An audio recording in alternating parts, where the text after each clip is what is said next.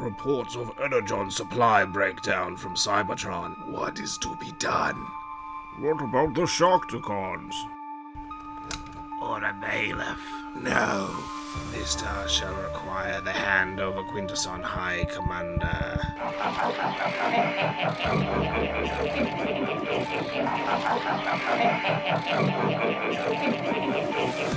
Regulators! Mount up!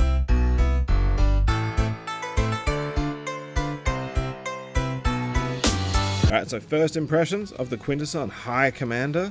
Really good McDonald's toy. If you got this from Macca's in the late 90s, you'd be stoked and you'd be like, man, this McDonald's toy is so good that I could almost use it in my regular game. Now, I am aware that this is like the kids line, and maybe I'd have been a little more prepared for exactly what I was getting in hand if I'd bought any of the like kid line Rise of the Beast, but yeah, price point, a little surprised. What it does definitely make me is excited to see how they go about handling this guy in the studio series. It's a really fun interpretation of the Quintesson, I think. I think his surface texture is looking really fun. He almost reminds me of like a Playmates figure, really. Like one of the new Ninja Turtle ones. If he'd been $15, like those Ninja Turtles figures are, I'd have felt like I was getting value for money. He is pretty cool. I really like all that surface detailing and texture. I think an interesting point, sculpt-wise, is the asymmetrical arms. This one is much more organic than this one, so I dare say that whilst the Quintessons have an organic flavour to them, they've definitely augmented themselves cybernetically, right? I guess we'll just have to wait and see. What an exciting time to not know what's coming with something Transformers. I'm not sure if that inner red in his face and neck and stuff is meant to be a better colour match than what it is, but you know, I quite like that it's different. It makes it seem more hard outer carapace and gooey centre. First we crack the shell, then we crack the nuts inside! I also really like the translucent tentacles. It gives it really toyetic quality, you know, the sort of frosted tips, if you will, giving some awesome 90s Joshua Jackson energy, but you know, also help tie it all together a little bit more. I also thought pretty clever to try and sculpt more tentacles underneath. I always think maybe instead of side they could have been better front and back, but it's hard to say because other than a couple little glimpses in the trailer, we haven't seen much of the Quintessons yet, which is good. And the head sculpt, despite looking, you know, nothing like what we've seen for Quintessons so far, I think somehow it's still bringing some big Quintesson energy. I can't be the only one who sees this head sculpt and is immediately struck by some big Guyver energy. Tonight on MacGyver.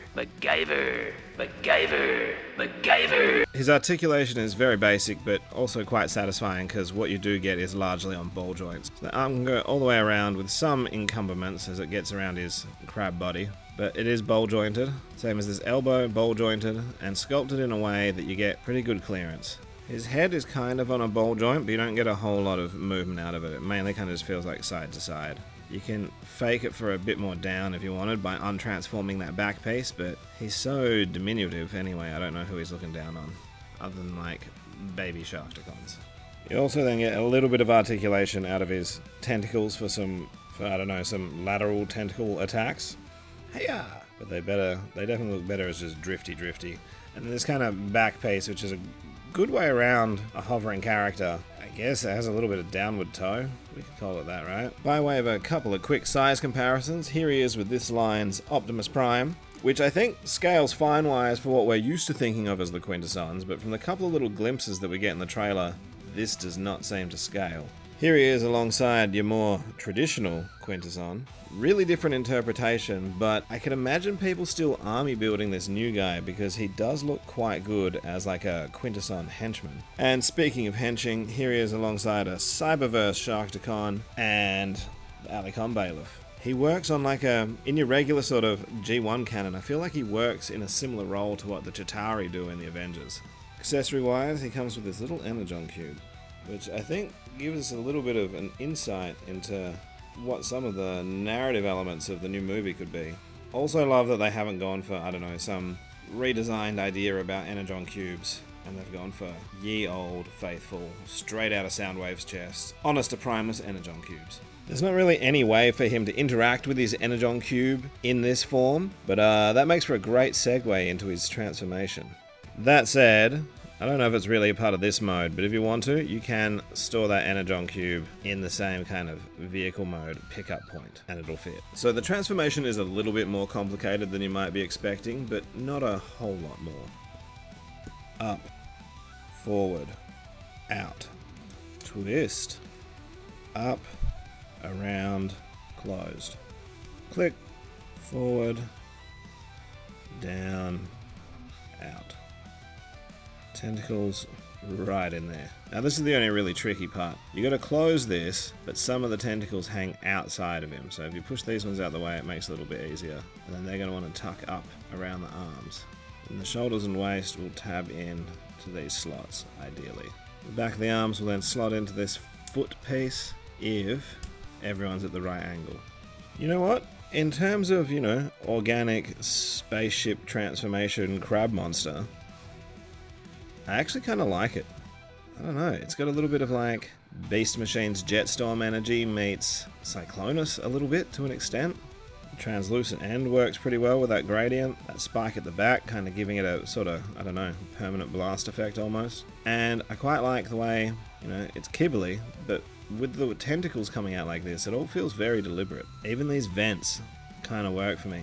This one less so, because I feel like the front of it just won't click in quite as crisp as what you'd really want it to. But on the whole, it's pretty good.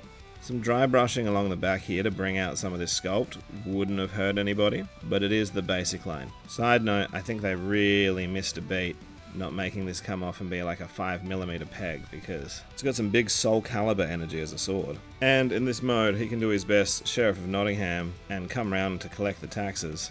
Boom! Energon tax. So look, I definitely don't know if this guy is worth the price point. If you could find him on clearance, I'd get him. If I see him on clearance, I don't know, depending on how the movie goes, I could imagine picking up another couple just to sort of army build him out a little bit. So what do you think? Are you pleased with this redesign? Does it offend you on a basic level? Are you looking forward to the film? Hit me up in the comments below. I'm dying to know. If you're new to the channel and you had a good time, chuck us a like and a sub, right? These things help. If you're a regular viewer, way to go, you little legend. Thanks for coming past. So until the next one, let's get nerdy with it. Catch.